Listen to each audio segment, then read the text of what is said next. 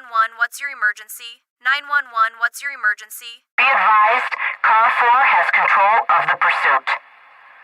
Proceed with caution.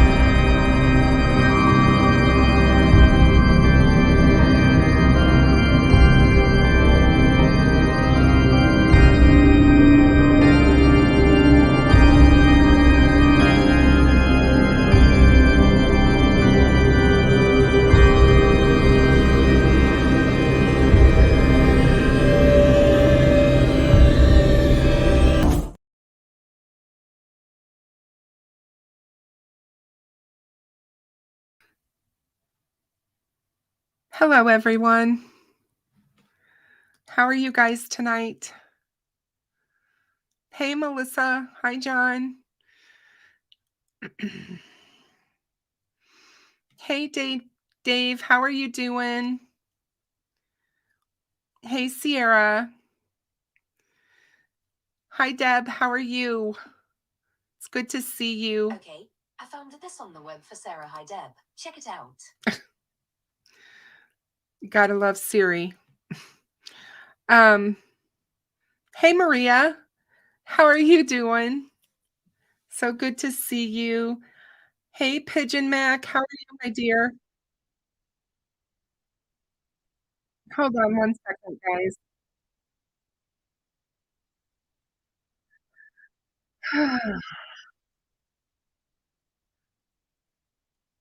Sorry, guys. I have a news thing up and it's going to decide that it wants to play when I don't want it to, and I apologize for that. So I hope everybody's doing well. I know it's been a weird week for me. I didn't go live on Thursday. It took some time to be with my family. And today I was with my family. And so I didn't get my notification for my live stream out. So it may be a quiet night for us here. But anyway, I just I do have a topic that I wanted to discuss tonight that I thought would be interesting because I watched a interview that Ashley Banfield did on News Nation with an attorney, and they talked about this subject regarding the Brian Koberger case in Idaho. And I thought that, we could definitely talk about this regarding both cases, both Delphi and the Brian Koberger case. Yeah, Deb. So happy to see your first live. I can't wait. And I agree with Dave 100% on that. And your tribute video was awesome for the girls. So just beautiful. But anyway, so things have been kind of weird for me this week. And I had a lot of just a lot of personal things going on. And so I didn't get as much chance to focus on my channel. And when that happens, I don't really like to just throw things together and do live streams and stuff. So, and I think I told you guys early on in the very beginning of the year that I'm looking to do a little things a little bit differently than I did last year with my channel. So I think there's going to be I am going to switch some things up soon, and I'm just trying to get that all figured out in my head. I appreciate everyone who is watching the replay of this live, everyone who comes to the live streams, participates in my live chats, comments on the live chat later after watching it.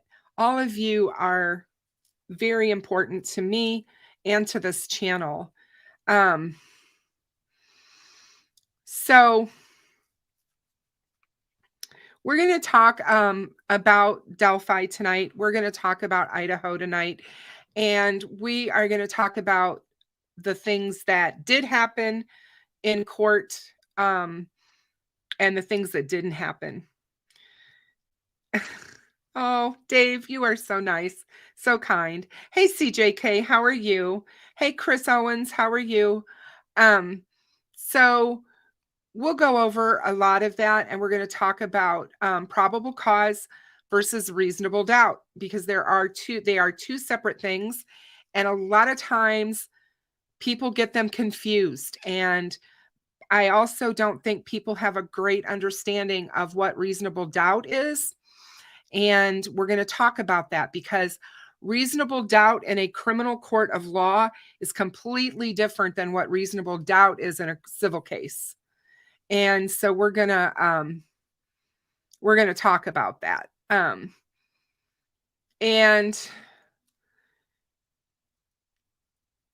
I think it's just important to educate people on those topics. I do have a couple of updates for us tonight. And so we're going to go over those first. But the first one we're going to talk about is Tanner Horner, who is the man who was accused of killing Athena Strand. If you guys remember, he has been indicted on capital murder charges, which we all assumed was going to happen. And that happened on Thursday, as well as aggravated kidnapping. And Tanner is the man who was accused of killing 7-year-old Athena Strand in November. And he was indicted by a grand jury for capital murder in Wise County, Texas. Horner was indicted on capital murder charges as well as aggravated kidnapping. He's 31 years old. He is accused of kidnapping Athena. Hold on a second, you guys. I hate these things they want to play without you telling them to play. He's accused of abducting and killing Athena on November 30th, and her body was found on December 2nd. This is the man who worked for UPS. And the family has said that Athena's mother commented and said she would like to thank the Wise County Grand Jury for their role in the process. Hearing the facts and circumstances of my 7-year-old daughter's kidnapping and murder was undoubtedly very difficult for them, and I want them to know that their work is deeply appreciated. Police said that Horner told them he had accidentally hit Athena with his truck while he was backing up. He had come to her home to deliver a Christmas package, and the package was actually for Athena. It was one of her Christmas presents. According to the arrest affidavit, Horner said Strand was not seriously injured in that collision, but said that he panicked just the same and put her in the van. The affidavit also said that Horner further told investigators that Strand was talking to him after she was hit, even telling him her name. Once inside the van, the affidavit said Horner told police he tried to break Athena's neck, and when that didn't work, he told police he strangled her with his bare hands in the back of the van.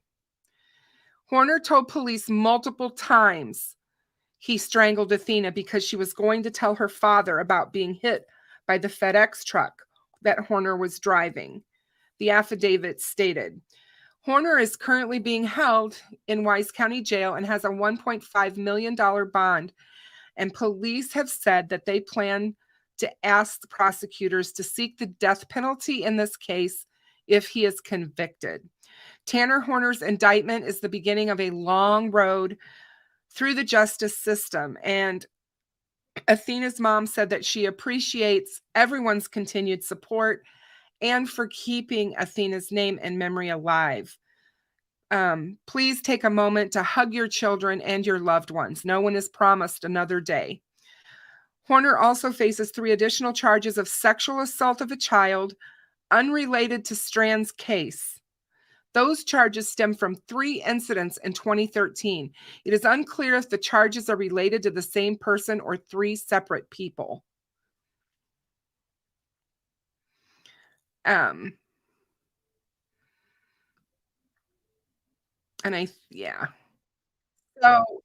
I thought that that was a very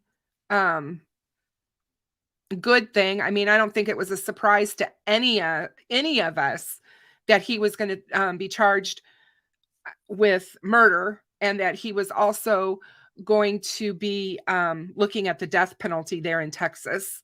They certainly frown upon them killing children in that state. So that is not surprising to me since they have the death penalty. I don't believe it either. I don't believe sees through. I don't believe any of it. I don't even believe the fact that he hit her. I just think that he didn't panic. He went there. He was doing his job, but he saw this little girl outside all alone, and he saw it as a moment of opportunity, and he took it. And it sounds like he has a predisposition to pedophilia because of the charges the 3 other charges he has pending. So yeah. And I get the whole proven, innocent until proven guilty. But in this case, with his admissions, I just feel that this guy is just the lowest of the low. What he did to her was just horrific. Now, I don't know if you guys have heard any of this or not, but I found this quite interesting. And again, this is just something that families, hey, Mrs. Thang, how are you? So good to see you. In this particular case, this is something that I consider part of what is so horrific that families of the missing have to endure and go through. What we're going to talk about in this case that I'm bringing up, because they so badly want to find their missing loved one, especially their missing child. And someone comes forth and claims to be that missing child as an adult. And if it turns out not to be them, it's got to be an absolutely horrific emotional roller coaster that these individuals go through. But there is a woman who believes that she may be the missing child, Maddie McCann. And the family of Maddie have approached her to take a DNA test. Julia Wendell is 22 years old. She's from Poland. She came forward this week to reveal how she had been abused as a child and believed that she was the youngster who disappeared in May of 2007. She claims to have been a victim of sexual abuse when she was young and says that a German pedophile who was a key suspect in the Maddie McCann case was her abuser. And she also claims to have the same eye defect as the missing tot, as well as looking similar to parents Jerry and Kate.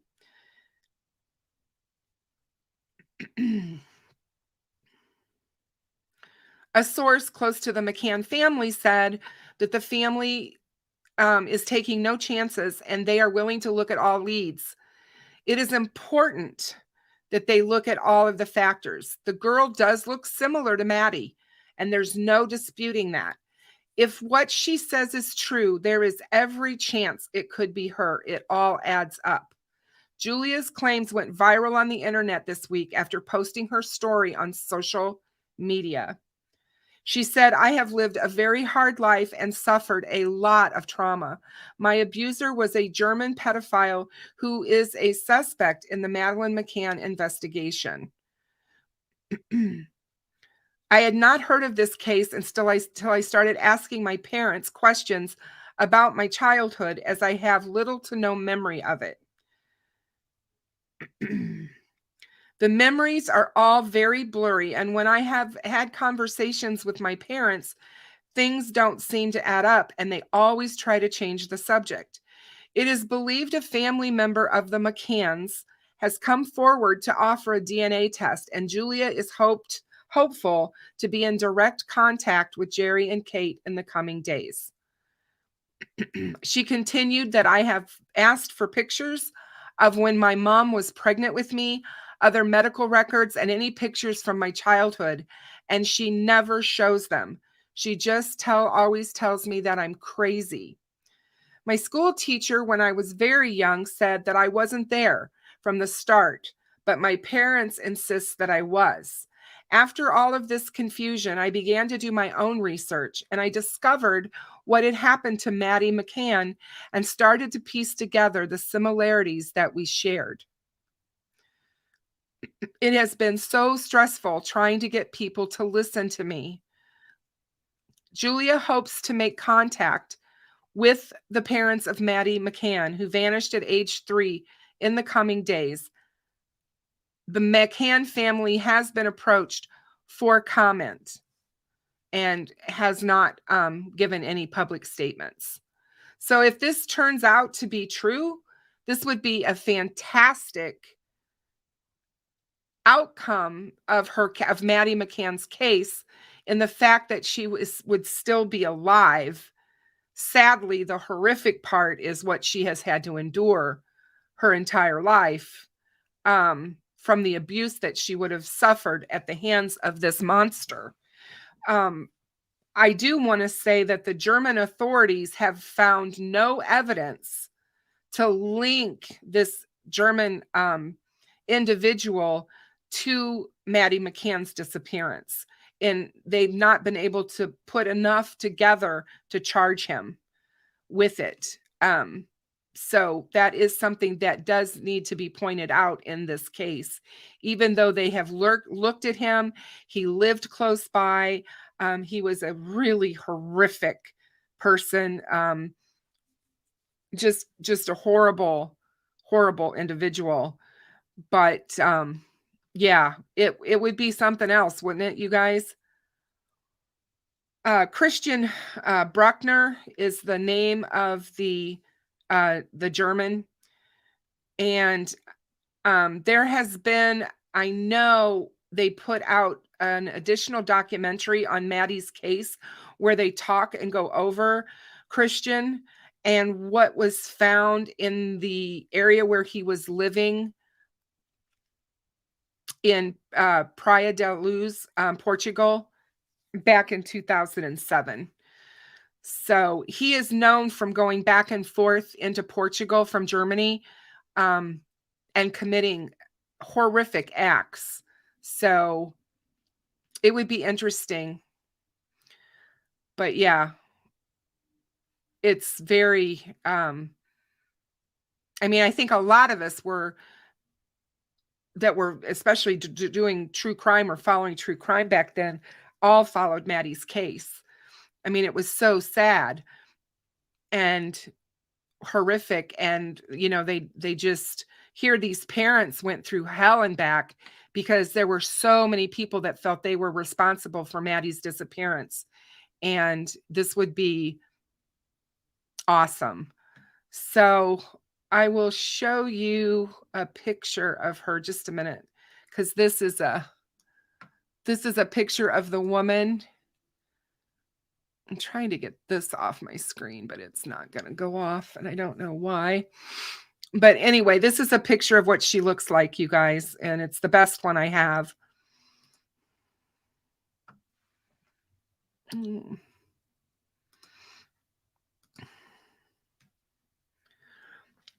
And this is the picture of her. And I can't, it's not a good enough picture of it at all for me to tell if she has the defect in this eye. From looking at it from my perspective, she does not, even though she claims she does. And if everybody remembers, Maddie has a defect in this eye, and it's like a little black spot or dot that hangs down off of her pupil into her eye here. It's very prominent, or it was when she was 3. And yeah, they've said that's not something that she would lose. So it wouldn't just go away.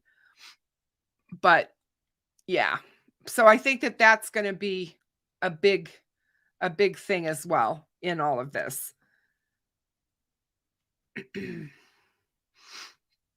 So anyway, let's pray and hope that they get some good news. That would be wonderful, in my opinion.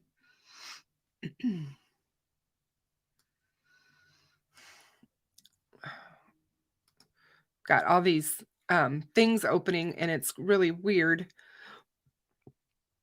So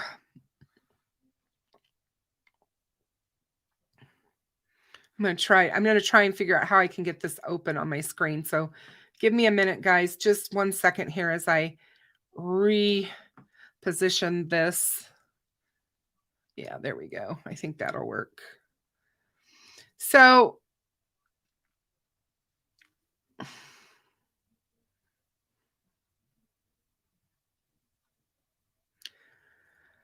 well, sees through. As far as memory goes, the basic assumption of that is that we don't really remember much before the age of 5 or 4.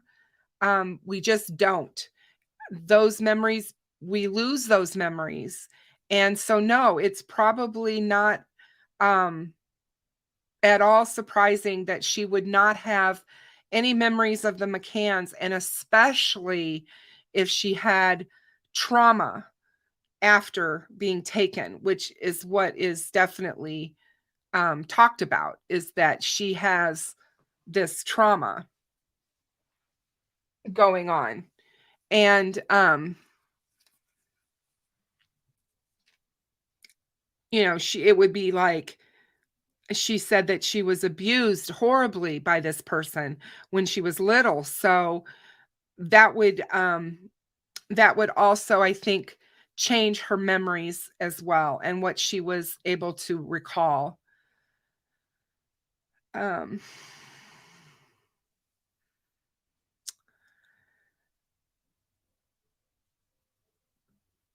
Yeah. But it is sad, and I feel bad for this person. And, you know, and like I said, I just can't imagine being Maddie's parents and getting these, because it's happened more than once to them. There was a point where at some point, really not that long after Maddie was taken, that there was a sighting supposedly that they thought was her, and everybody was pretty certain it was her, and then it turned out it wasn't. So I mean, they've gone through this for sure over the years, and it's just got to be really tough to be parents that have to wade through all of that. So my earliest recollections that I have is when I was 4, and the recollections that I have are just a couple of things. And as I think back on it, I know one of them is my true memory of meeting Mickey Mouse in Disneyland. We lived in California at the time, and I remember being taken there, and I remember Mickey Mouse coming up to us. And the only thing that I remember is how big his white gloved hand was compared to me, and it scared me. I remember that distinctly.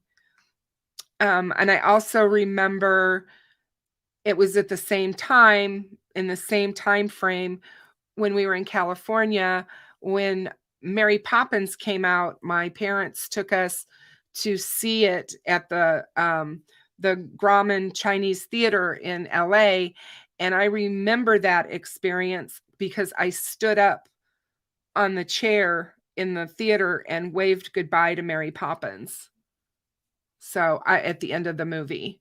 So I remember those.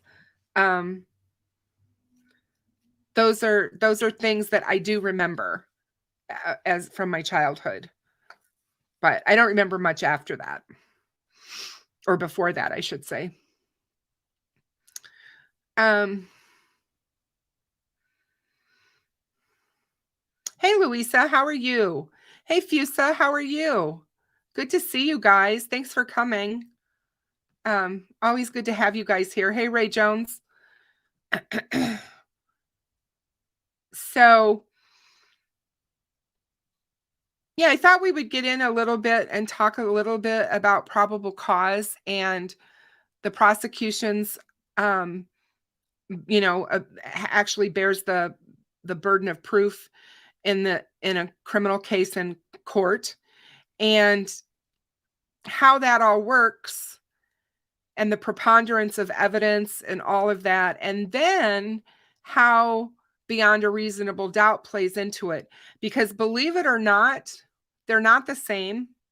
And you can have probable cause, but you may not be able, even with the probable cause that makes things look a certain way, you still may not have enough for beyond a reasonable doubt. And especially when the public doesn't understand what beyond a reasonable doubt is.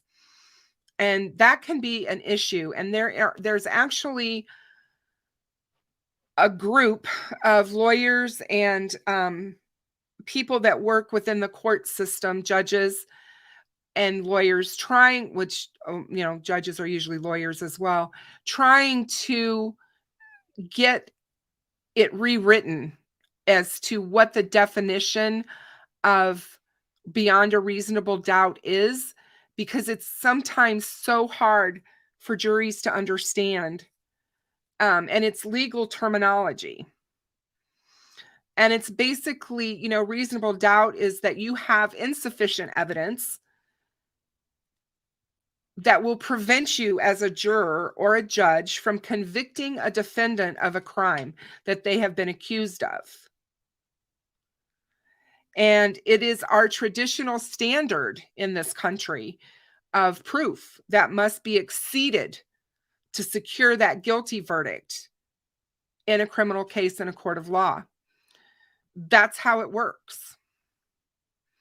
And that's pretty easy. I mean, that's a simple way of, explaining it, but it's,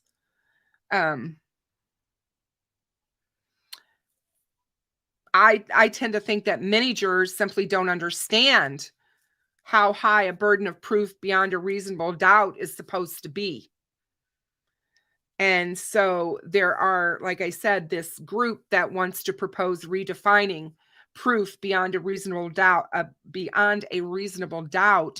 to make it more intelligible to the average juror, which, could very well be something that you would possibly want to do. And they've written about it.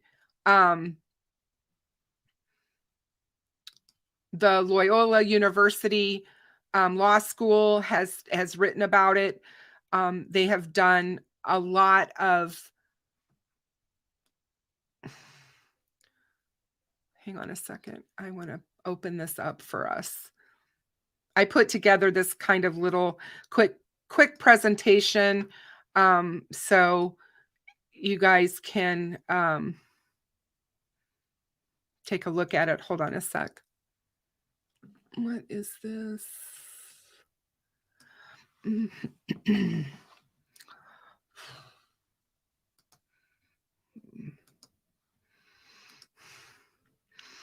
So in a criminal case, the prosecution bears the burden of proving that the defendant is guilty beyond all reasonable doubt. And this means that the prosecution must convince the jury that there is no other reasonable explanation that can come from the evidence that's presented at trial. And that's a lot. Now, the main difference between reasonable suspicion and probable cause is that probable cause relies on objective circumstances and evidence, whereas reasonable suspicion is closer to an inclination rather than evidence. Reasonable suspicion is not reasonable doubt. Reasonable suspicion is when police officers have a hunch or an inclination rather than evidence. So when you hear Doug Carter talking about it's not what we feel or what we may think, it's about what we know and are able to prove. That kind of gives you an idea of what that means. So in a criminal case, obviously, again, the prosecution bears that burden of proving the defendant is guilty beyond an all reasonable doubt. The defense doesn't have to prove anything. The defense does not have to prove innocence. They don't have to prove anything. It is not, the burden of proof resides on the prosecution and the state. And an example of the burden of proof and guilty beyond a reasonable doubt would be a trial for manslaughter in which the prosecution was only able to convince the jury panel that you had a 75% chance of committing the crime. Because the jury is 25% uncertain, the prosecution was not successful in proving beyond a reasonable doubt that you are guilty.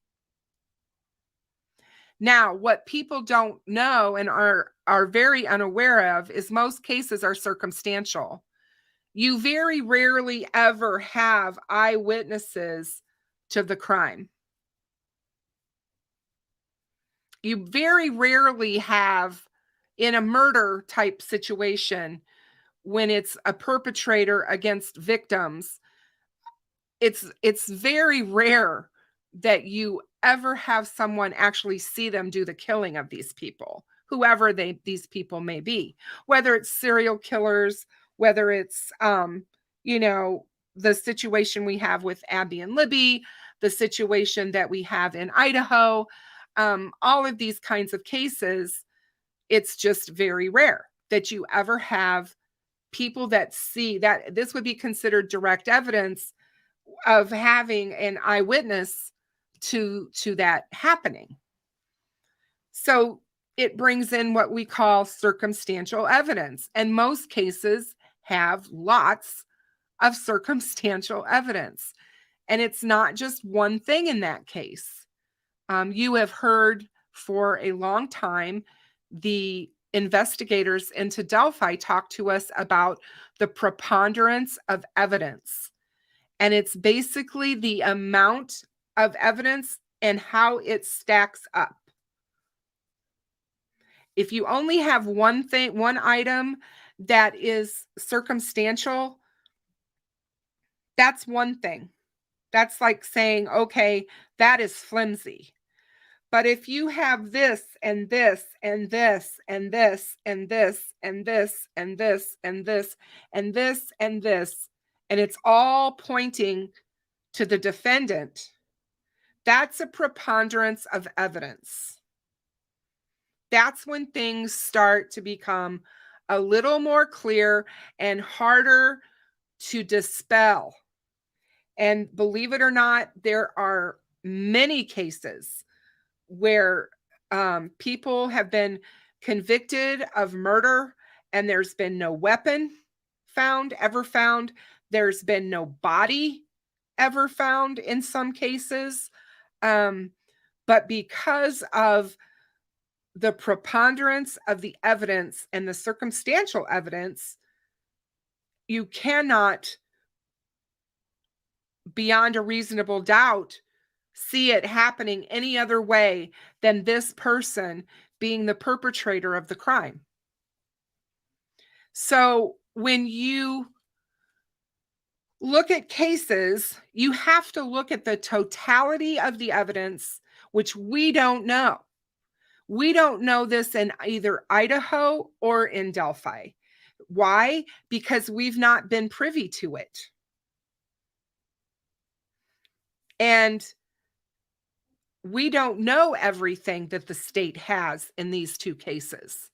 So until we do, it's very hard for us to make a clear judgment on whether or not this case is solid or not.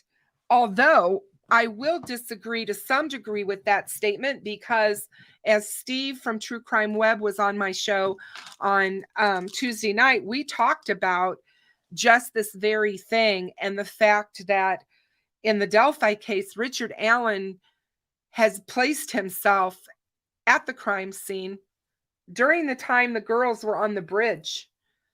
And he's placed himself there wearing the exact same clothing that bridge guy was wearing. We have eyewitness evidence in this case of people seeing him and him seeing them. So they each corroborate each other's account. And as See-Through says, Allen's own statements may be his downfall.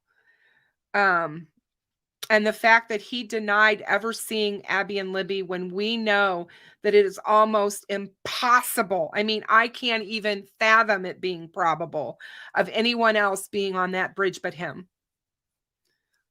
It just doesn't make sense. So that's where the totality of the evidence starts to stack up.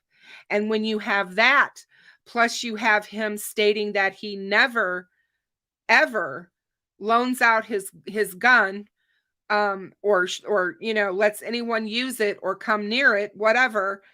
And all of a sudden, an unspent round from his gun ends up on the ground in between the girls. That's another piece of that stackable circumstantial evidence. Now, of course, we're going to have to wait to find out what evidence is actually allowed at trial and what evidence isn't, because a good defense always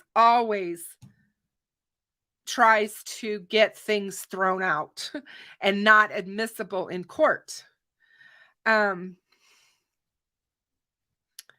So I think, as Dave said, the video that they have from Libby's phone that I thought for years was like this, almost like a red herring. I always felt like it was doing no good in the case, because the people who knew who that was on the bridge wasn't coming forward. And as Doug Carter always told us, the whole reason they put that out there was for the people who knew Bridge Guy, who would recognize him, would come forward and say, you know what, that's my brother-in-law, or that's my husband, or that's my father.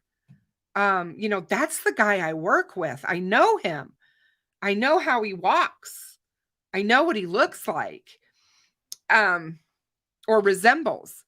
And that seemingly did not happen as they continued to look for him. And I definitely think there were a ton of people who sent in, obviously, tips of who they thought was on that bridge. But I definitely think now that Libby's video may very well prove to be a very good piece of damning evidence against Richard Allen.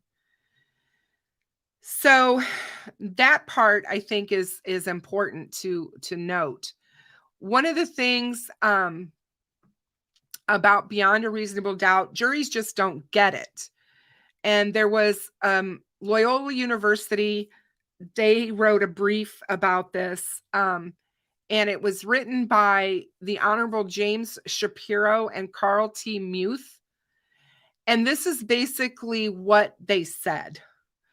Proof beyond a reasonable doubt has been the rigor in criminal cases almost since the dawn of the Republic. It is based on the premise that it is better to let several guilty people go free in order to save one innocent person from wrongful conviction. The jury in a criminal case is not merely an audience. It is the central mechanism without which the wheels of American criminal justice cannot turn.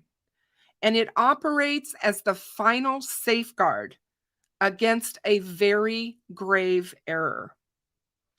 However, while the Constitution describes the importance, composition, and role of the jury, it does not explicitly use the phrase proof beyond a reasonable doubt. Though not mentioned in our founding document, proof beyond a reasonable doubt is an ancient and honored aspect of our criminal justice system. As such, this article does not question its conceptual wisdom, but rather its jurisprudential implementation. Yet the meaning of beyond a reasonable doubt is apparently not self-evident.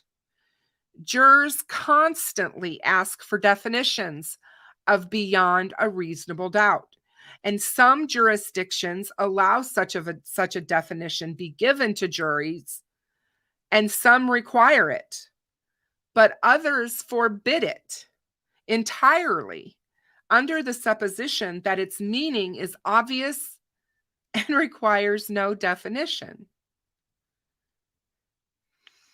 Juries are understandably curious and concerned about the meaning of proof beyond a reasonable doubt. They correctly assert to judges that it is not self-explanatory, despite many judges' erroneous instance to the contrary. This creates real and significant risk. The standard under which defendants are convicted is constitutionally inadequate. When jurors misapprehend how high the burden of proof beyond a reasonable doubt is, they are in danger of convicting the innocent, the gravest kind of mistake that is called type 1 error. And you got to remember, you guys, it's not only that, but if they are looking at a case where they're sentencing someone to life in prison without the possibility of parole, or they are actually looking at a death penalty case where if this person is convicted, they go to death. To me, that even sets the bar higher. When they let a guilty person go free, they commit a less serious kind of mistake called type 2 error. In fact, the theory behind proof beyond a reasonable doubt, letting several guilty people go free in order to save one innocent person, actually contemplates type 2 error. The authors say that many jurors simply don't understand how high a burden of proof beyond a reasonable doubt is supposed to be. They propose redefining this to make it more intelligible to the average person or to the average juror. And they realize that beyond a reasonable doubt standard is verifiably sacrosanct in American law, but they don't believe that it's the way it's always been, and is a good reason to perpetuate a standard of proof that is unintelligible to the average juror. They suggest changing the burden to a two-step analysis. Did the prosecutor prove each and every element of the crime charged? And number two, if so, keeping in mind the extraordinary injustice, in the possibility of convicting an innocent person, are you convinced to a moral certainty of the guilt? And the authors of this article are convinced that if American law can somehow let go of its beyond a reasonable doubt tradition, the incidence of grievous type 1 errors will be much lower, which is convicting an innocent person that in our legal system is considered to be the gravest kind of mistake. So I thought that was interesting. For sure. Basically, it's better to let the guilty go free than to convict the innocent. And proof beyond a reasonable doubt has traditionally always been regarded as the decisive difference between criminal culpability and civil liability. At the same time, by impressing upon the fact finder the need to reach a subjective state of near certitude of the guilt of the accused, the standard symbolizes the significance that our society attaches to the criminal sanction and thus to liberty itself. Although a juror must subjectively believe that a defendant has been proven guilty, that subjective belief must be based upon a reasoned, objective evaluation of the evidence and a proper understanding of the quantum of proof necessary to establish guilt to a near certitude. Juries, however, have a very difficult time truly comprehending the meaning of beyond a reasonable doubt. It is particularly difficult for jurors to understand that they must acquit a criminal defendant if the prosecution does not establish guilt beyond a reasonable doubt, even if they feel the defendant is probably guilty. It is this conversion from the phrase reasonable doubt to a probability that repeatedly proves problematic. Jurors may well be reluctant to free someone accused of a serious and violent crime merely because the government didn't prove beyond a reasonable doubt what they feel in their hearts is probably true. But due process is served by nothing less than a juror's understanding that he or she may not vote to convict a defendant based upon a belief that the defendant is probably guilty. And this is where it becomes very difficult, you guys, to be a juror. Because what we feel and what we think about a case has nothing to do with what's happening in the court of law. What is happening in the court of law is everything that's being shown to you as evidence in testimony, eyewitnesses, and experts, and all the evidence that was collected and analyzed, and the technical definitions of what those expert witnesses are telling us about the evidence that they examined. And some jurisdictions require the trial judge to instruct juries on the meaning of beyond a reasonable doubt, and some do permit it, and others prescribe it. But the federal Constitution neither requires nor prohibits trial courts from defining the term. The sole requirement is that the trial court accurately instructs the jury on the concept that the state has the burden of proof and to prove the defendant guilty beyond a reasonable doubt. That's what our Constitution is basically telling us. The Supreme Court deferentially reviews the substance of reasonable doubt definitions and finds error only if there is a reasonable likelihood that the jury, in fact, understood the instruction to permit conviction based on proof below the reasonable doubt standard. And that's when they will overturn a case based upon that.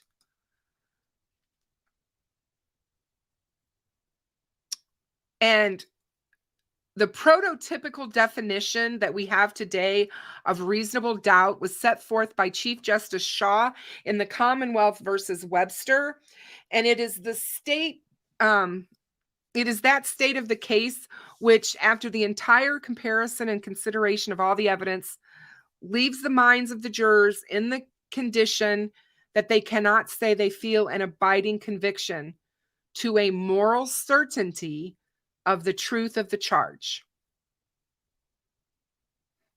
Over a half a century later, in State versus DeLee, Justice Smith of the Montana Supreme Court found no error in Chief Justice Shaw's mid-19th century definition, but found the definition of reasonable doubt more complicated than reasonable doubt itself. And this is something that when you go to research this, you find out that this is one of the hardest things for juries to understand when they are given jury instruction and sent to go back into the jury room to go over the case. And jurors start having difficulty with those words. Reasonable doubt. What's reasonable? And is reasonable a word that means the same to everyone?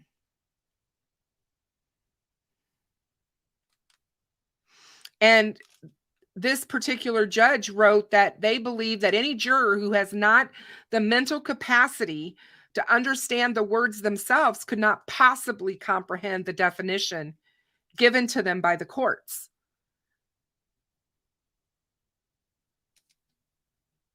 And it's like, how can it be said that a juror could not understand what is meant by a reasonable doubt, but would know the meaning of the words, an abiding conviction to a moral certainty used in the definition?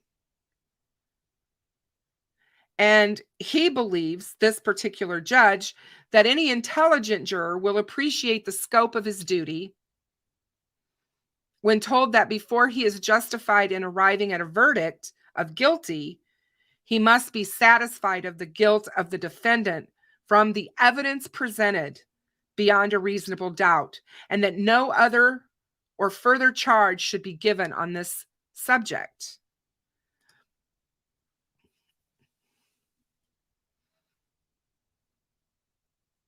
And the judge also went on to write and say that, I undertake to say that every honest juror who upon the whole evidence has in his heart a reasonable doubt of the defendant's guilt will act upon it without analysis or application of definition.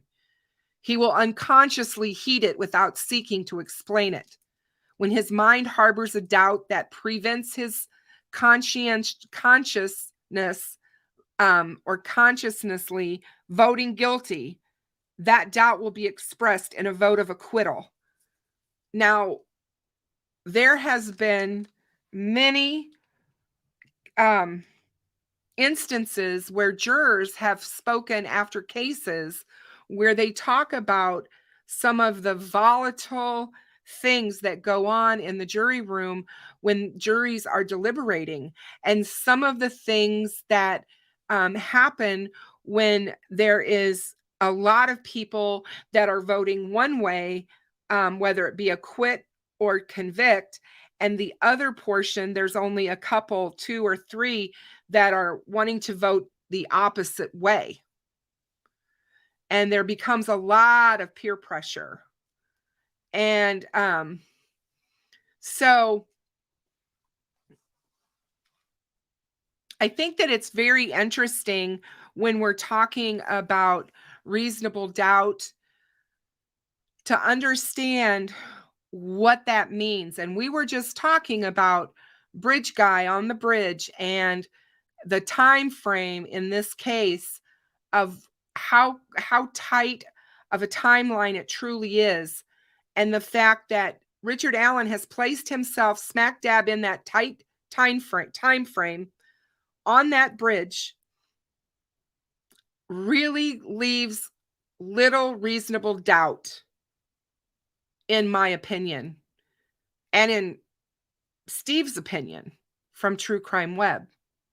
He's going to have a really tough time explaining how that's possible.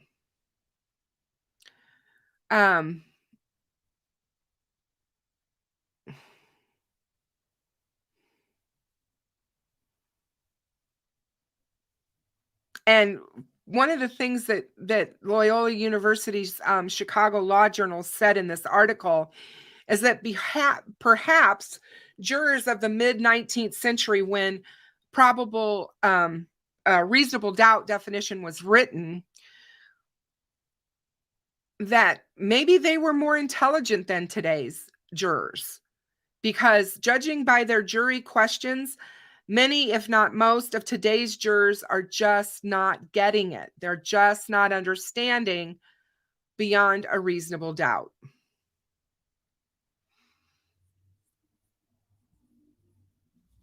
And in the People versus Brigham, Justice Mossack wrote, "Happily, there is another alternative, a solution adopted by fully half of the states of the Union and long advocated by leading scholars.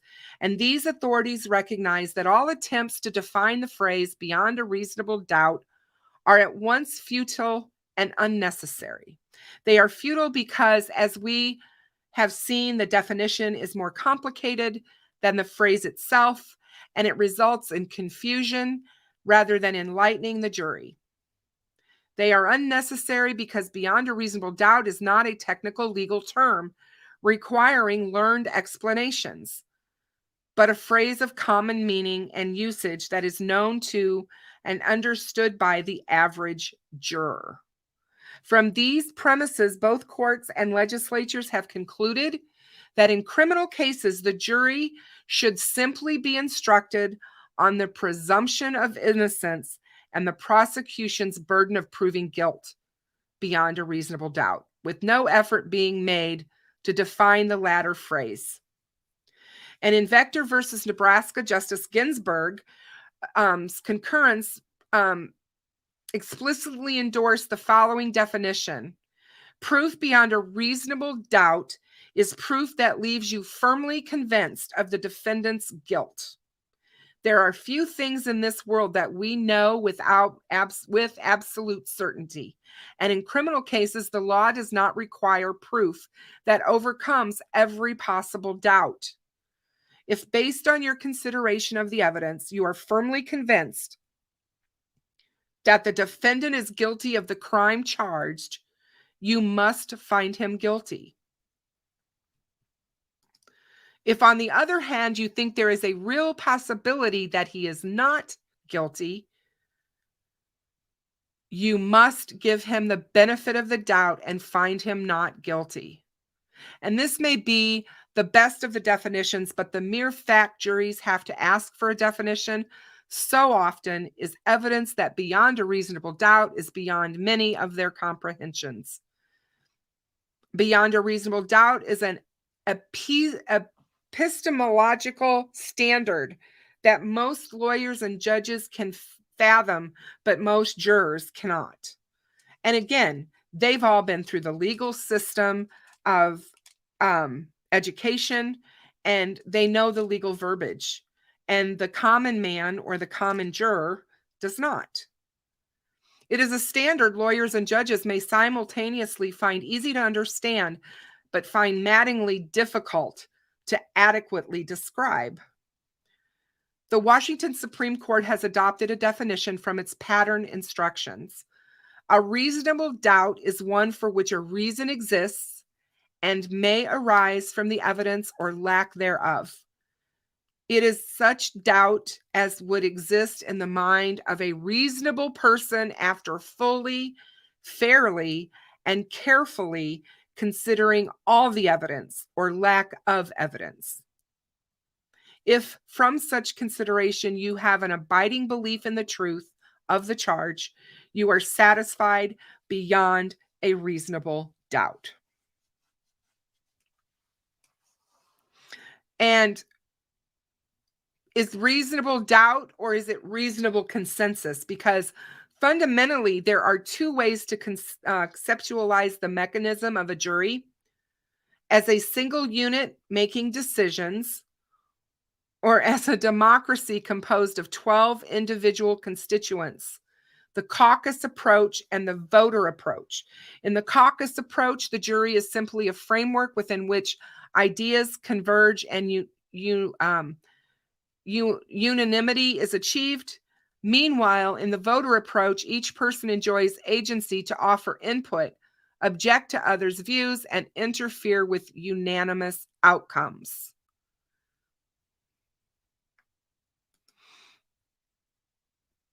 And there are several reasons that this distinction matters. The most obvious is that jurists or advocates who see the jury as a caucus responsible for reaching consensus will address and consider the jury differently from those who see it as a population of individual voters to be won over. Less obvious is the observation that beyond a reasonable doubt can be thought of in the context of the voter approach as 12 out of 12 certainty. Meanwhile, in the caucus approach, reasonable doubt loses this per capita quantification, and the jury instead being a single entity trying to be sure with a high degree of certainty. And importantly, the Supreme Court draws a distinction between 12 out of 12 and simply any unanimous verdict, 5 out of 5, for instance. While Justice Blackmun and Stevens conceded there is no magic in the number 12, Ballo versus Georgia teaches the fact-finding machine with 12 parts, the part being jurors, computes justice more precisely than one equipped with only 5 parts. Though the opinion does not explain or quantify what value the individual 6th, 7th, 8th, and so on juror contributes, Ballo shows a willingness of the court to wrestle with these fractions seriously. In other words, 12 out of 12 in a typical proceeding does not equal 9 out of 12 in Johnson or 5 out of 5 in Ballo. Nor would it follow 9 out of 12, fairly to be seen to contain within a 9 out of 9. Unanimous result from a smaller jury that excluded the 3 contrary jurors. The framers of our Constitution were deeply concerned with the design and implications of the American jury system, and perhaps no one more so than James Madison, who felt he had a first-hand understanding of the English courts and justices. And the framers' most comprehensive discussion of jury trials occurs in one of Alexander Hamilton's treatises containing concerns and suggestions presumably addressed to John Jay. Juries in criminal cases safeguard liberty, Hamilton argues, and protects citizens from arbitrary convictions, politically motivated prosecutions, and the whims of judges. Judicial despotism. Hamilton feared power might be vested only in judges drawn from an elite and corrupt ruling class to socially, culturally, and economically distant from the citizenry. And this would lead to distrust and disrepute of the courts as it had in the case of England's plutocratic law lords and in older societies. Juries were meant to diversify the pool of potential fact finders in the justice system.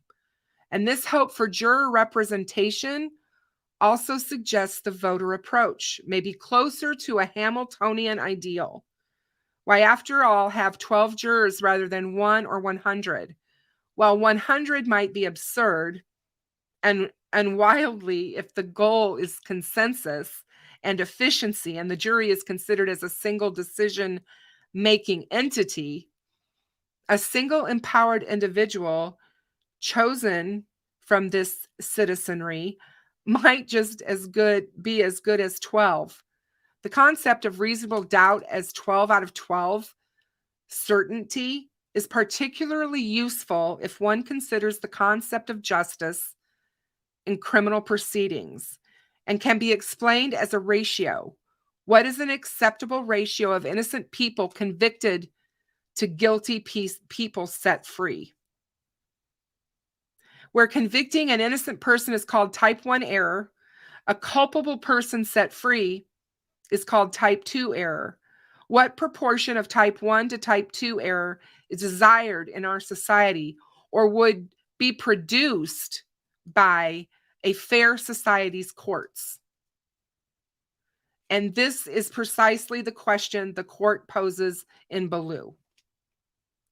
Statistical studies suggest that the risk of convicting an innocent person, type 1 error, rises as the size of the jury diminishes, because the risk of not convicting a guilty person, type 2 error, increases with the size of the panel. An optimal jury size can be selected as a function of the interaction between the two risks. So I think that explains that pretty well. You know, it's very interesting how all of this plays out and how I think it's important that people understand the practicality, the reasonability, and how reasonable doubt and beyond a reasonable doubt play into how jurors come to their decisions. If people sitting on juries don't understand, if people sitting on juries don't have the same understanding of the definition of beyond a reasonable doubt, it is very easy to see how wrongful convictions happen and how people are set free that should have been convicted. In my mind, wrongful convictions are tragic, horrifically so. No one, not any of us, would ever want to be wrongly accused or convicted of a heinous crime that we have never committed. And there have been so many cases that have been found to be that way since DNA became a thing. We have had so many people released from custody because DNA proved them to be innocent. And these cases, in some of these cases, these individuals have given up half or more of their life incarcerated. And I know sitting here, it's hard to fathom letting guilty people go in the process of all of this. But to me, that is better than convicting an innocent person and sending an innocent person to death row or to life in prison without the possibility of ever getting out. So it's hard when you're looking at a jury and you're thinking of collective decision making, and you've got individual attitudes and individual biases and individual thought processes coming in, facing one another, and you're supposed to all look at the same evidence and come up with a verdict. And a verdict that can be read in court that's unanimous. This is where sitting on a jury can become so difficult, because do you stand up to what you feel in your heart of what you've seen and what's been presented that you cannot convict beyond a reasonable doubt? And if that's how you feel, will you be able to maintain that when you are sitting there with the 12 of 12 trying to come up with a verdict that is unanimous. So as you can see, it's so easy to be judgmental, and I see it a lot in these cases where people start talking about how this jury responded or how that jury responded and how awful they were and everything. It's so easy to throw things under the bus that we don't understand and we've never actually had to participate in.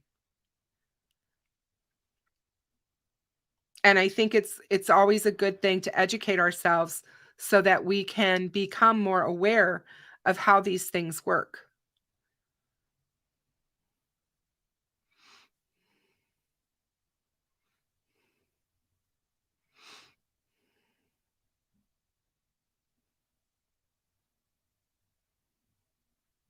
Yes, Maria, exactly.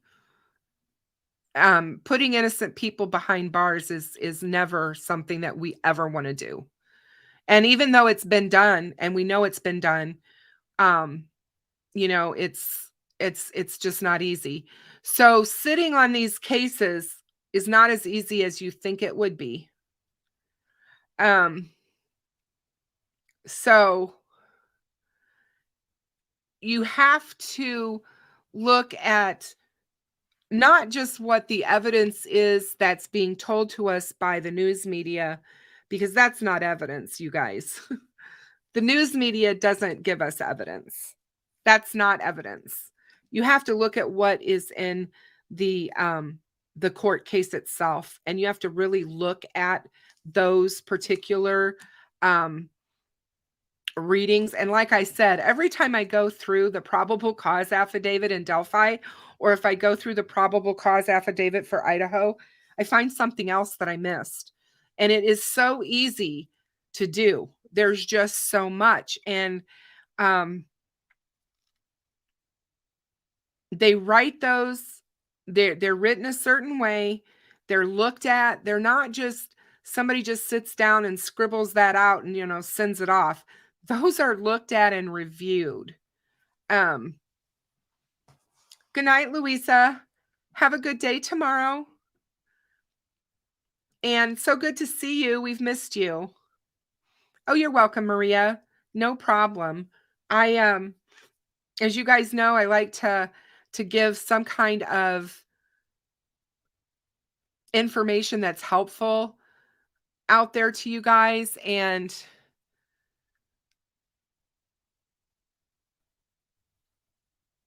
there's probable cause in both of these cases. I mean, there's absolutely mountains of it in Idaho, and I don't think that there is anything but a probable cause in Delphi. And you guys know that. I mean, there's just a lot of things. Oh yeah, CJK, there certainly is. Most definitely. Oh, I will, Louisa. No problem. Thank you. And they do have more.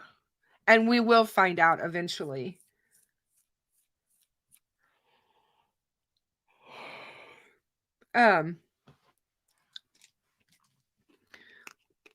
But one of the things that I wanted to mention is probable cause is not reasonable doubt. Because you can't look at a probable cause document and say, oh, well, I have reasonable doubt that this case is not going to be solved, or this case is not going to be proven, or whatever. Because a probable cause document doesn't have all the evidence in it. So, and I agree with whoever said earlier that eyewitnesses are notoriously wrong. But in this case, we have multiple eyewitnesses that are all corroborating each other's stories. And one of those eyewitnesses is Richard Allen. And he is actually corroborating the witnesses who have claimed to have seen him. So that really is pretty damning and really hard to overcome. So it'll be interesting to watch, to see how the defense, works this. I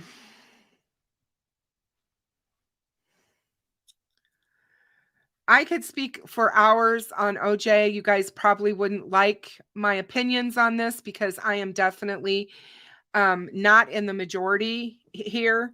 I watched the OJ trial. God, I can't even talk. I watched the OJ trial every single day of it back then. And 8 months went by. There was a ton of evidence. There was a ton of witnesses. It was incredible circus. The media circus that was behind this case and that was convicting him before he ever got to trial was unreal.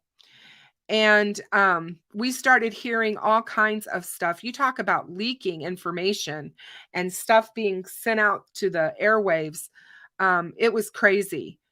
Seriously, I mean, they had jugglers and acrobats coming and performing outside the courthouse because there was so many people hanging around watching this spectacle every day that couldn't get inside. It was crazy. But in my opinion, I will tell you that I would never have voted guilty for him in that case, simply because they did not prove beyond a reasonable doubt that he did it. And I firmly and absolutely believe that. I believe that they had certain evidence that was interesting, but it was tainted. The crime scene technicians boggled the collection of evidence. They just did. And when they were cross-examined by OJ's attorneys, it was incredible how they couldn't answer why they did some of this stuff. And the fact that they traipsed around all over the crime scene, sometimes without garb on, booties on. They carried OJ's blood back and forth between Rockingham and Bundy that day. And when it finally made its way to the lab, there was blood missing out of it. And they could never explain that, how the blood on the back gate, which was just this minuscule amount that was down at the bottom on the gate, how come that was not collected at the time of the murders, but was collected a month and a half later? It's just things like that was just real. There was just all kinds, like I said, all kinds of stuff. I just never felt that they had enough. And that was my opinion at the time. And I still hold to it today. Now, does that mean that he didn't do it? Of course not. Finding someone not guilty does not mean that they are not guilty of the crime that they did, that they are being accused of. What it means is the state did not prove their case. That's what it means. It doesn't mean that they're innocent of what they were accused of. It means they were acquitted. And that's what I think people don't understand. And that's why it is so hard. You know, I think OJ's case really taught law enforcement agencies how not to handle a crime and a crime scene. Hours, you guys, I'm talking hours those bodies laid outside before anybody showed up to do any kind of forensics. We're talking June in Los Angeles, and it's hot. It's not, I mean, I'm sitting here going, what in the heck? The fact that they left those bodies and those crime scene investigators didn't get there until almost 5 o'clock in the morning, and those bodies were discovered before midnight. That to me is just absolute ridiculous. And they were very careless. The police officers were careless, and these were police officers. The detectives on the case were detectives that had been around for over 25 years, both of them. They knew better. They just knew better. They knew better than to carry a vial of blood back and forth between two crime scenes. They knew that once blood was taken from anybody considered a suspect, it immediately had to be put and logged into evidence back at the lab, and it wasn't. I mean, that poses reasonable doubt. Why would you do that? And especially as a detective who is been on the force as long as they had. And with everything coming out at the time of OJ's case about the corruption in the police department within LA, I think that didn't help the case either, at all. But I'm just going by the evidence that I saw that was presented.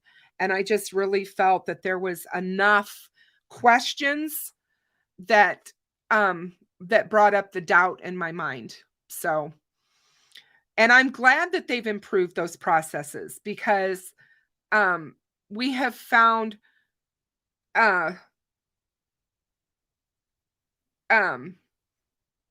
he did not have Ron and Nicole's blood on him. That is wrong. He did not have Ron and Nicole's blood on him. He did not. See, it's things like that is thrown out there that's not true. He did not have Ron and Nicole's blood on him.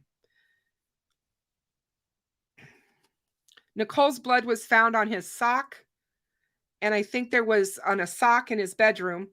And I think that they found not Ron's, but Nicole's blood mixed with his, possibly in the interior console of the Bronco. But the person who checked the Bronco out first stated on the stand that blood was not there, and that's why he did not collect it.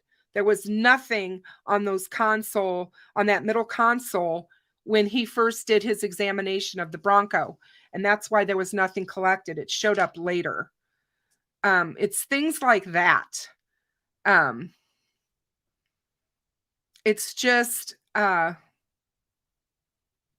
interesting. They never looked at the fact of, I think that they obviously looked at OJ for the right reasons, because of the domestic violence that they'd had before. But I don't, but I think that's not, just because someone does that doesn't necessarily mean that they committed this act, and they didn't look at anybody else ever. They didn't even try to look and see. Yes, most definitely. Most definitely. So, anyway, like I said, just because I said it wasn't proven doesn't mean he's not guilty. It's a jury that I would not have been able to convict. And that's how I feel on that case. Again, it goes back to a reasonable doubt, and it's not as easy as it sounds, especially when you have someone's life on the line. that you're looking at, or at least it should be. It shouldn't be as easy as it sounds, I guess, is how I should say it. But I know that there's a lot been coming out this week in Idaho on Brian Koberger. He's come out and said that he's looking forward to being exonerated, which I thought was an interesting word to use. There's been a lot of speculation as to why he thinks that. There's a lot of podcasters and stuff.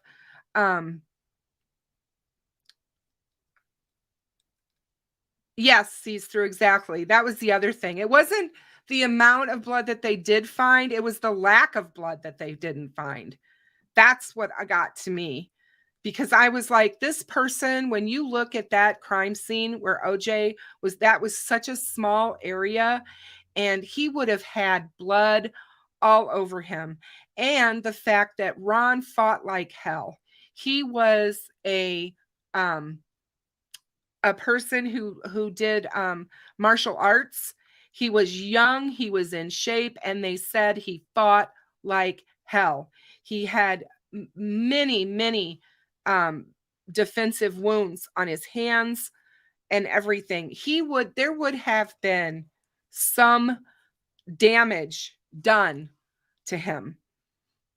And yeah, I don't believe that it was O.J. Simpson that committed those crimes. I don't. I definitely believe that he could have hired somebody to do it, but I definitely don't believe that it was him. So I just don't. But anyway, there was a lot, like I said, that, when you look at those, when you look at these cases and you look at them with a very wide, objective, open mind, somebody asked me today CJK is talking about the Murdaugh case, at what I thought about it. And I've been following it, and I've been watching, I've been going back and rewatching testimony that I missed. And I am at this point with where I'm at in the trial, and I haven't heard the defense's case yet. But I'm probably 95% certain that this guy did it. I mean, I just am. And again, it goes back to, he's a lawyer, for God's sake, and he did a terrible job. If he thought,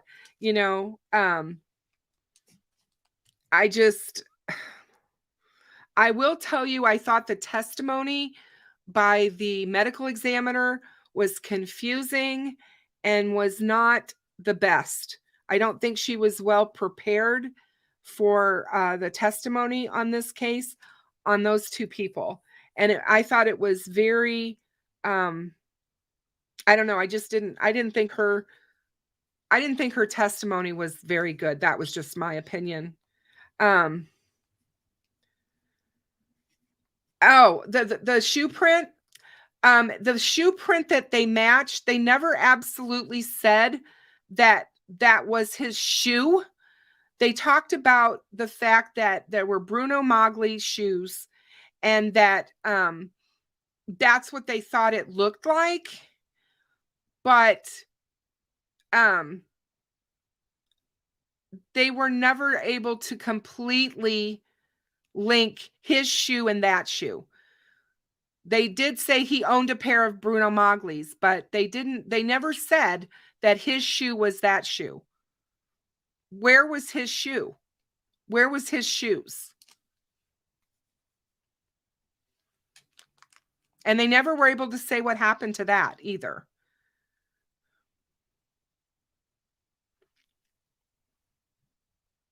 So,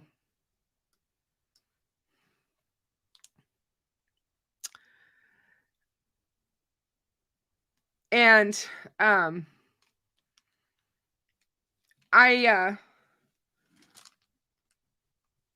what was I going to say? When you look at the prosecution in OJ's case, they made so many mistakes it wasn't even funny. They went in really, really 100% confident. They thought that they had everything that they needed to convict this guy. Exact same thing happened in the Casey Anthony case. Very overconfident, cocky prosecutors. And it absolutely backfired. You have to remember that you're speaking to a jury, and it tells you, the jury, whether right or wrong, those jurors form an opinion about who you are and how you're presenting the case. And when you come off arrogant and a know-it-all, and the way that they talked to people, the arguing and the sidebars that went on in that courtroom, Judge Ito made that thing it was an absolute circus. It was crazy. I think it was really, I don't know. It was a comedy of errors. There was a lot of missteps taken that should never have been taken. It's like one of the things that the scholars have said since is you never ask a question you don't know the answer to. And when they had O.J. Simpson put on those gloves and they didn't know they weren't going to fit him, that was the stupidest mistake they ever made in that case. And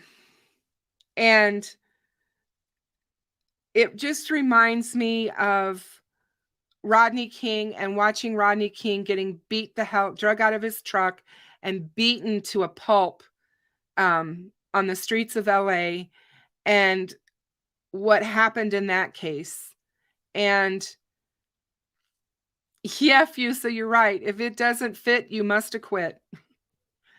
And, God bless Johnny Cochran, because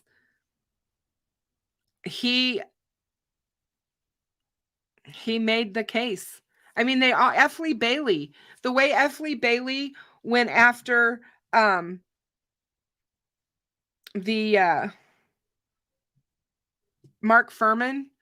I mean, that was absolutely some of the most brilliant cross-examination that has absolutely ever happened in a court of law. I mean, F. Lee Bailey tore him apart. Absolutely tore him apart. When he asked Mark Fuhrman if he'd ever said the N-word, and Mark Fuhrman said absolutely not, and F. Lee Bailey was able to bring in all those tapes that he had made and said it.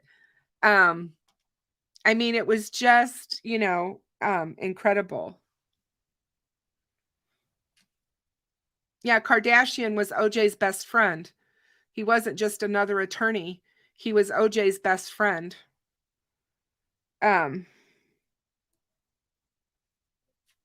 So OJ Simpson was Kim Kardashian's godfather. But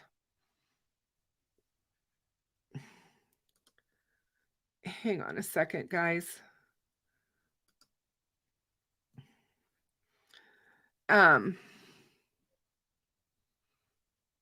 But anyway,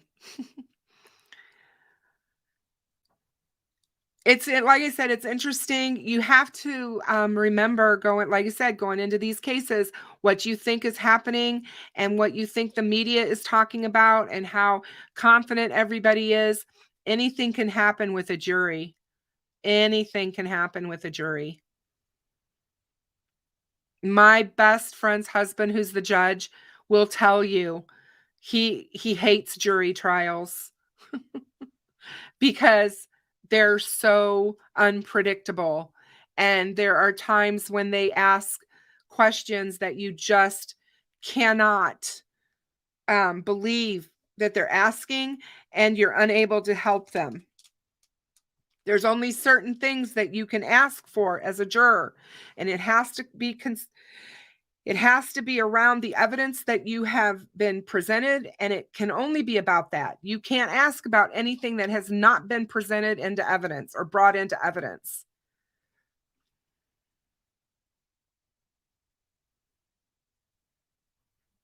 So,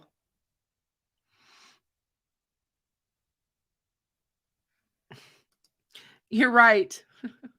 There was no race card played. They were racist. Yes. They walked into that house and they saw who she was married to. They saw that she was O.J. Simpson's wife, and that's all they saw. They didn't, and Mark Furman especially, he was an absolute racist for sure.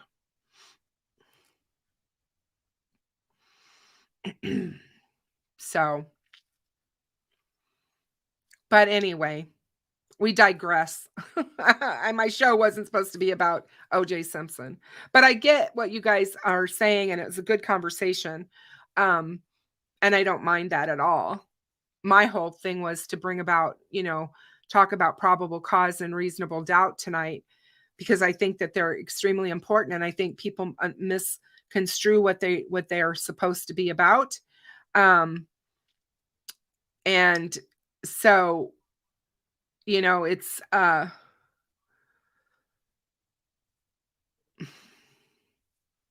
there's a lot of racist law enforcement in this country, Fusa. A lot. Heck, there's a lot of just racists in this country. So, but anyway, it will be interesting to see. And from what I understand, the preliminary hearing has been set for June. There's a hearing, I can't even remember. I think it's on the 16th of June, something like that. It's really close to when Brian Koberger's is going to be. So their hearings are going to be very, very close. And what I can see happening, and somebody brought this up, that this might happen in Brian's case especially, but they a lot of times what they will do is the arrest has been made, the charges have been brought, and they can still take these cases to the grand jury and have a grand jury bring forth an indictment. And if a grand jury indicts, then they don't have a preliminary hearing, they just set it for trial. And that's something that could still happen in these cases. They were talking about that this week about Brian's for sure.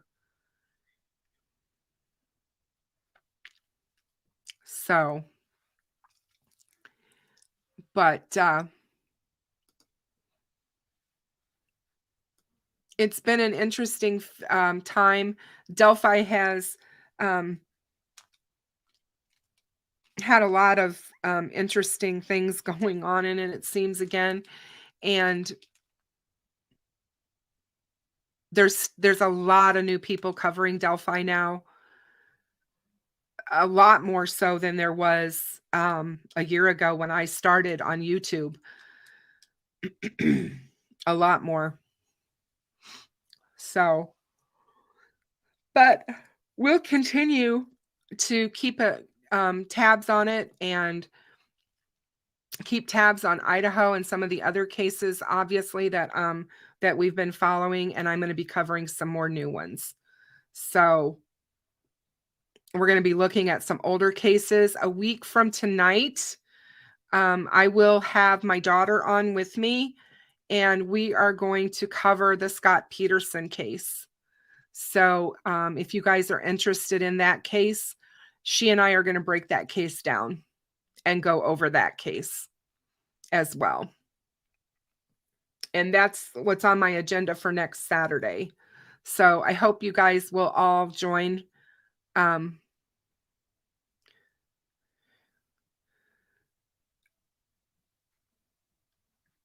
Maria, thank you.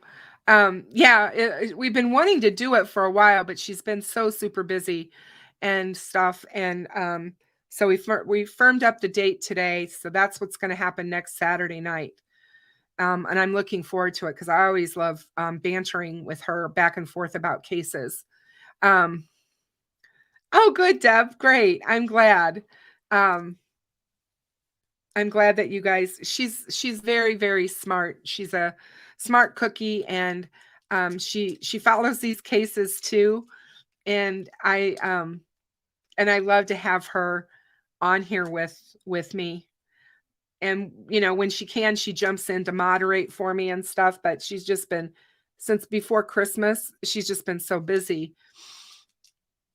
So it's been hard, but she says to tell you guys hi. I mean, she watches sometimes. She's out there watching. She just doesn't comment or, is able to jump in, but I appreciate all of you and appreciate all of you being here with me. If you guys are wanting to see, what was I going to say?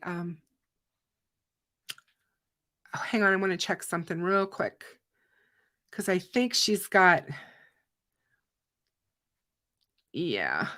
So one of the things I wanted to bring up before I ended my show tonight was I'm talking about Deb's True Crime Notebook. She's one of my moderators here. And you guys, we need to get Deb to 1,000 subscribers. And I want you guys, if you haven't already subscribed to her channel, please go check it out. Subscribe and like her channel and watch her shorts. She's been making some really, really good shorts. She has been making some really good videos, and she's really expanded. She's out there on TikTok, and I really, really want to get her to her 1,000. She's working really hard. Deb is somebody who knows a lot about Delphi and the Delphi case. And she is somebody that will be on my channel. Her and Mel from Cold Truth, we're going to be collabing on a project, and we're going to be working together on that. And I'm excited about it. But I have so much respect for Deb, and I just want you guys to make sure that you do check her out, please, because she's amazing. And you are most welcome, my lady. You are wonderful, and I have no problem sharing that. And also make sure you check out True Crime Maria. She is another great creator that you guys just need to like and subscribe to. Maria has been with me since the beginning of my channel. So she's been with me a year. She is an amazing person, an amazing human being. And she's just wonderfully good at keeping my chat going, talking to all of you and interacting. And I appreciate her so very much. And John, I'm not sure where you are, my dear, but John France is another moderator for me that I just have so much respect for. When John started, he was like, "Oh, Kristen, I don't know if I can do this, blah, blah." He is fantastic. He's turned into a wonderful moderator for me. And so I want to give them all a huge shout out because I very much appreciate all of them. And Josh the Posh, thank you so much. I'm so glad that you're here as well. And to all my other true crime friends who show up and you're here every night for me. I appreciate you.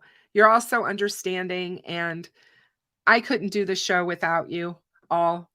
So thank you so much for being here tonight. And I will see you guys all on Tuesday. I hope you have a great rest of your weekend. And please be kind to everyone. It doesn't take much to be kind. And make sure that you pay it forward. Good night, everybody. And I will see you all on Tuesday.